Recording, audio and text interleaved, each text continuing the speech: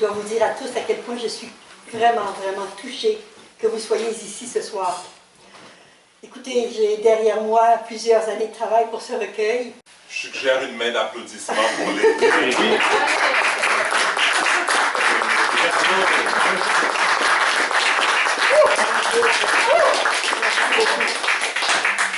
Alors, ceux qui me connaissent bien savent que je suis quelqu'un qui travaille beaucoup, beaucoup toute seule, presque tout le temps, même si j'ai cette personne sociale que vous voyez devant vous qui sourit beaucoup. Il y a la personne aussi qui travaille beaucoup, beaucoup toute seule, avec beaucoup, beaucoup de dictionnaires et qui est très, très, très perfectionniste. Alors, le recueil a été mis de côté plusieurs fois, il a été repris, et comme vous le savez, Jean-Pierre est la pauvre victime qui doit juger de la valeur ou non de tout, des images et de tout. Alors, voilà pourquoi le recueil est dédié à Jean-Pierre, bien sûr. C'est tout à fait normal parce que c'est mon premier lecteur. Ensuite, eh bien, évidemment, il y a Mme Claudine Bertrand qui est toujours un de mes juges, parce que j'ai une grande, grande admiration pour la poète qui est Claudine Bertrand, qui, soit dit en passant, et je veux le mentionner parce que je trouve déplorable que le Québec ait oublié de le faire, Claudine vient de recevoir un doctorat honoris causa. Wow. De la Bulgarie, et il n'y a pas un seul article qui a couvert ça au Québec. Je n'en reviens pas. Alors je le mentionne ce soir, une main d'applaudissement de Claudine.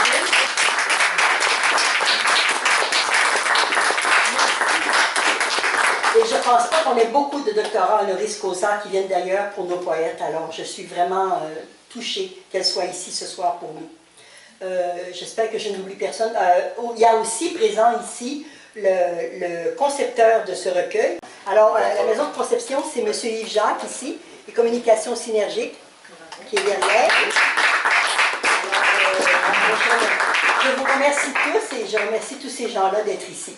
Alors, nous allons procéder de cette manière. Je vais commencer pour moi par lire certains poèmes, et ensuite, on va enchaîner avec Steve Bastien, qui est la voix masculine qui va lire, après que Sylvia Sosa ait lu en espagnol, parce que je trouve que la langue de l'amour, c'est vraiment... Il y a deux langues qui sont pour moi les langues de l'amour. On dit qu'il y en a trois. Bon, alors évidemment, il y a l'espagnol, l'italien et le français, dans l'ordre, à mon avis.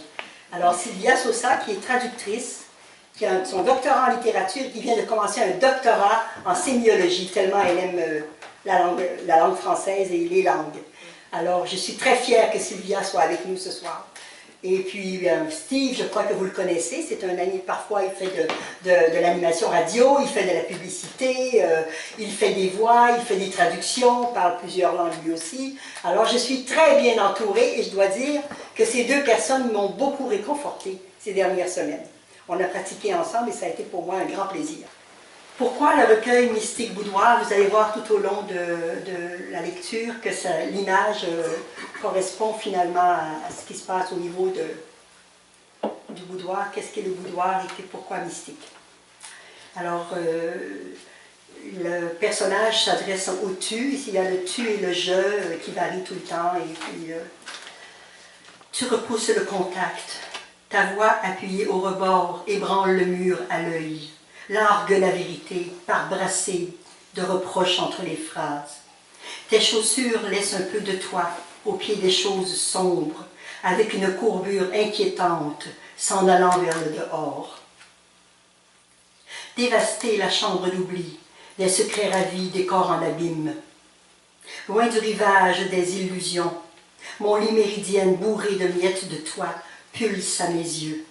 L'attention mine mon cerveau, et ce va-et-vient cuisine ma conscience, bascule le lieu dit. Recuestas sobre ti entre tus clavículas la paja, el heno seco, la potencia de tus brazos, el aroma aún presente, mareante del verano. En la sabana, las hojas de otoño dejan huellas de espacios ocupados, la especie de los cuerpos singulares de sudores entremezclados. Mi memoria arrastra extrañas imágenes. Un gato lame el bol, desborda de mis pechos la leche que tú bebes de mí. Sin embargo, no hay niño, solamente su fantasma arrimado a mis entrañas. Y solamente eso. Tu m'allonges sur toi. Entre tes clavicules, la paille. le foin séché, la puissance de tes bras, l'odeur encore présente, entêtante de l'été. Dans la savane, les feuilles d'automne laissent trace d'espaces occupés. L'espèce des corps singuliers, de sueurs entremêlées. Ma mémoire charrie d'étranges images. Un chat lèche le bol, déborde de mes seins le lait que tu bois, à même moi. Pourtant, il n'y a pas d'enfant. Seul son fantôme, arrimé dans mes entrailles. Et seulement ça.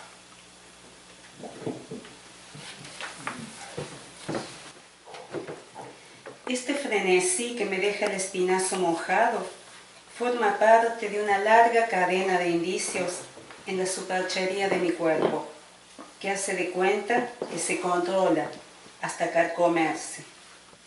Pecado capital, las ganas de ti. Tan fuerte, digo. Esperé en ti y esta fe me corta las venas, como si por miedo mi piel se crispase, se cerrase mi corazón. Cette frénésie qui me laisse l'échine moite fait partie d'une longue chaîne d'indices sur la supercherie de mon corps, faisant mine d'encaisser, qui se maîtrise jusqu'à se ronger. Péché capital, l'envie de toi, si forte, je dis. J'ai espéré en toi, et cette foi me coupe les veines, comme si de crainte se crispait ma peau, se refermait mon cœur.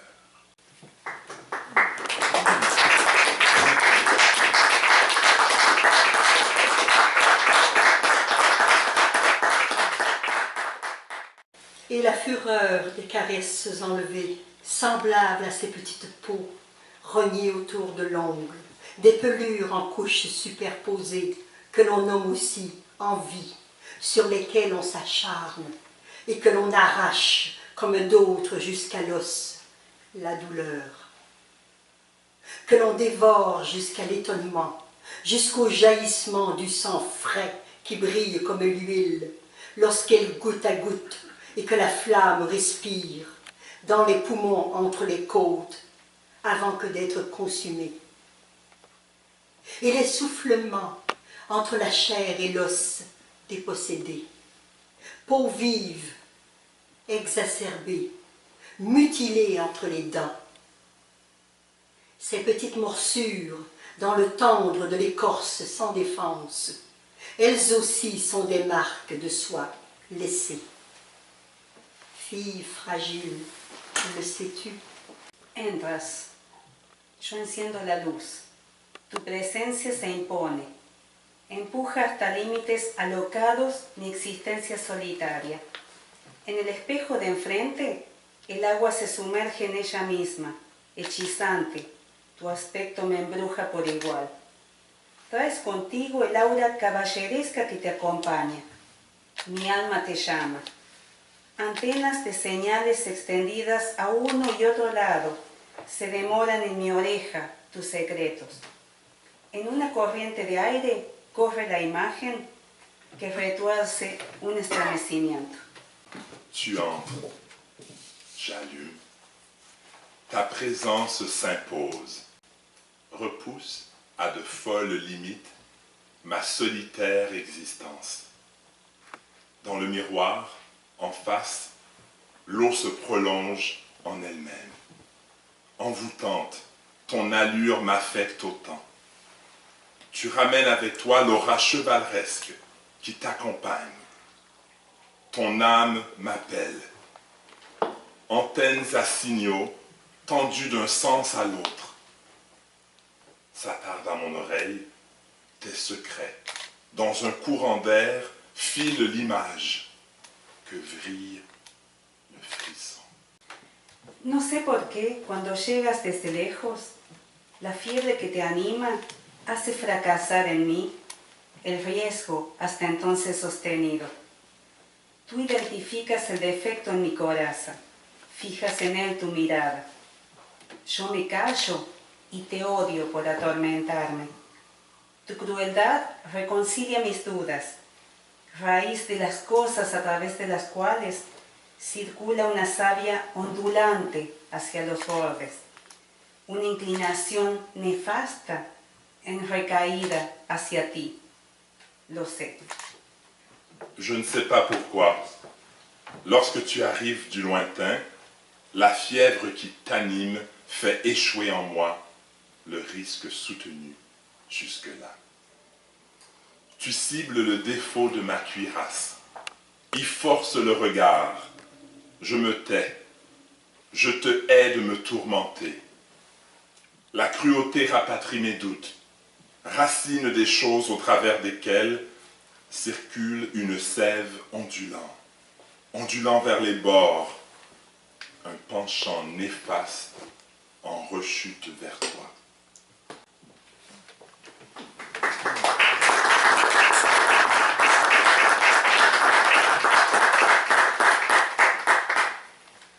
Et quand le sang séché de la peine devient brun de terre crue, de terre durcie et blessée, il y a alors le long silence du même ton, celui après tous les bruits, après les battements de cils, et celui du pouls, et celui du cœur au-dedans, sans arrêt, sa lunatique fixation, à continuer son manège qu'on ne comprend pas, qui le tient là, sans répit, au bout du souffle, à chaque instant qui pompe, et le songe et la fenêtre, et plus loin, le bruit lancinant de la route, le bruit en rappel et les phares des voitures, dans la nuit obscure. Tu me délestes de mes chimères, me délies de mon passé, fraîches odeurs en mémoire, la dentelle de tes cheveux sur ma cuisse, tes boucles emmêlées, sous mes doigts et ta bouche au creux de mes reins, et la prière dans ton regard.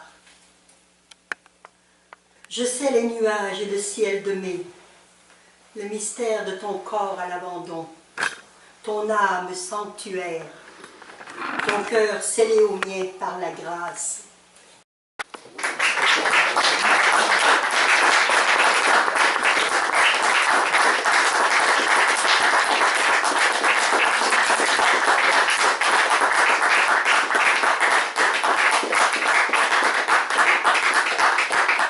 Mystique boudoir.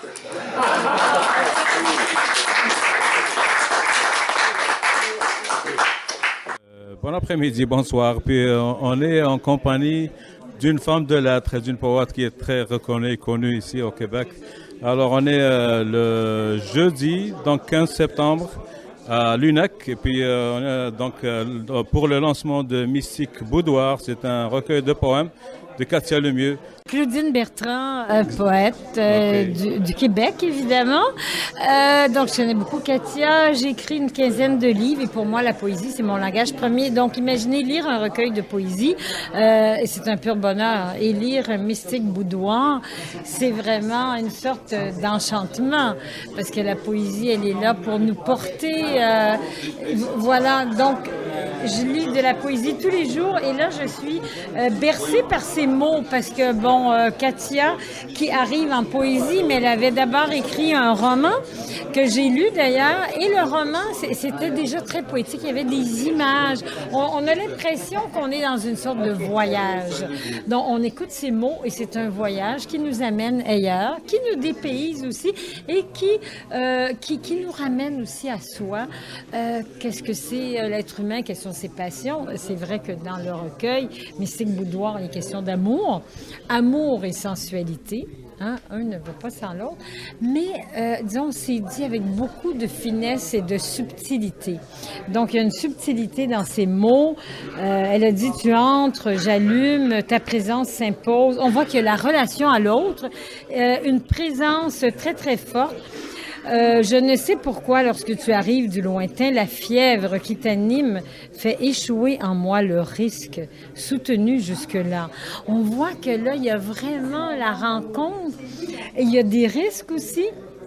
Et c'est toute la sensualité d'une femme qui s'exprime parce que ce n'est pas facile, vous pensez, parler de l'amour.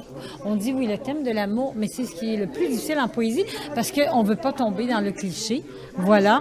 Donc, on a entendu beaucoup de formules, mais là, on arrive et quand on lit Mystique Boudoir, d'ailleurs, ça le dit, c'est comme si on entre sur la pointe des pieds, une sorte de boudoir. Donc, un lieu un peu intime, un lieu secret et une certaine mystique, c'est-à-dire qu'il y a une spiritualité aussi de deux êtres qui se rencontrent. On décèle peut-être de l'énergie, on va dire, c'est de l'énergie sensuelle qui se dégage de sa poésie éventuellement. Tout à fait. Oui, il y a une énergie très sensuelle. On a l'impression aussi qu'il y a une sorte de une communion avec l'autre et une communion avec le cosmos aussi. Hein? Et lors de donc sa présentation de ce recueil, Katia dit que ça m'a pris des mois, si ce n'est peut-être 1 ou 2 années, à terminer donc ce recueil de poésie. Alors, en tant que poète, une question éventuellement à vous et indirectement à Katia, c'est quand est-ce qu'un poème décide qu'un poète, plutôt, excusez-moi, décide qu'un poème est terminé? Terminé. Au fond, un poème, quand il est rendu à sa forme la plus achevée, parce que c'est vrai qu'au début, on cherche le mot s'entrecroise avec un autre, il se bouscule. À un moment donné, ça prend sens. On dirait que c'est comme une sorte de paysage, moi je dirais une petite scène, où là, les éléments sont posés. Souvent, je compare ça à un tableau. Vous savez, un tableau, on met des couleurs. Et là, comme on dit, la poésie, évidemment, c'est des couleurs, c'est des odeurs, des parfums. Et quand tout ça est réuni, disons, il y a une sorte de magie ou d'alchimie des mots, et là, on dit ça forme un tout. Donc, on regarde le tableau, comme le peintre, on dit, il est fini. Au début, il faut beaucoup épurer aussi, parce que moi, j'écris aussi, je ne sais pas si elle écrit comme moi, mais au début, c'est au fil des jours, au fil de la plume, mais ceci dit, ne fait pas un tout cohérent. À un moment donné, quand on est dans l'esprit d'un livre qu'on va produire, finalement, donc, il faut qu'il y ait un enchaînement logique, il faut qu'il y ait des scènes qui arrivent, il y a aussi des rebondissements, si vous voulez. C'est comme une mise en scène, c'est qu'on met en scène des émotions. Alors, les émotions, évidemment, ils ont différents degrés, différentes valeurs. Donc, il faut évoluer à travers ça, comme si je me promenais dans une sorte de forêt. À un moment donné, je regarde à droite, j'ai un tableau, je regarde à gauche, et il y a la beauté, au fond. Mais il faut beaucoup épurer, parce qu'on pense que la poésie, on peut tout écrire. Donc, je pense que c'est les mots du quotidien, mais qui doivent être transformés et ramenés à leur pure essence. Donc, ça demande beaucoup d'épurer. Disons, ça, on dit, ça fait pas partie du recueil, ou ça, c'est trop récitatif, c'est trop long.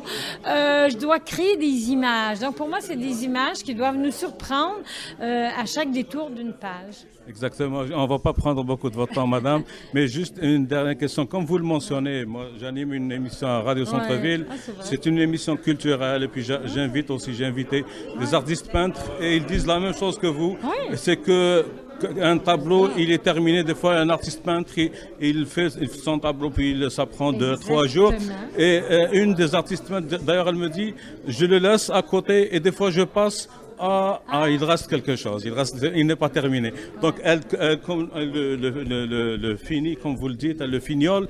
Et après, elle dit, maintenant c'est terminé. Donc, et comme vous le dites, c'est relatif à chaque artiste.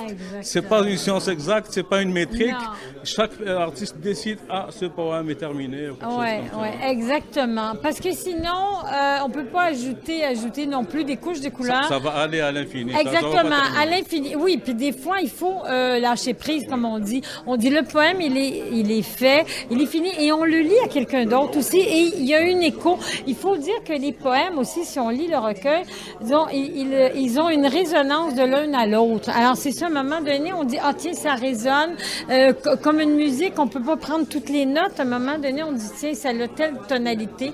Ensuite, je poursuis. C'est un voyage aussi. On poursuit à travers ça. Évidemment, il y a les mots qui appellent des mots. il y a des couleurs que l'on voit.